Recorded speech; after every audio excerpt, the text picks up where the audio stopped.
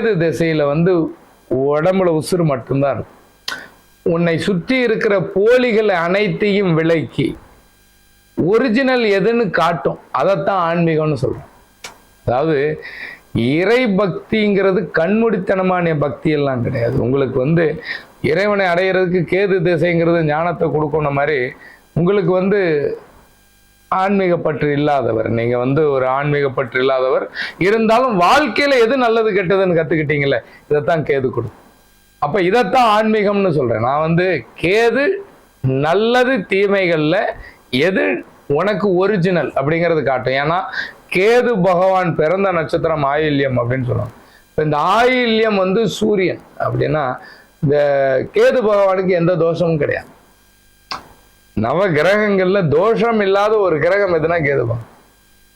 அப்ப அந்த சூரியனுக்கு கூட தோஷம் உண்டு, கேதுக்கு கிடையாது.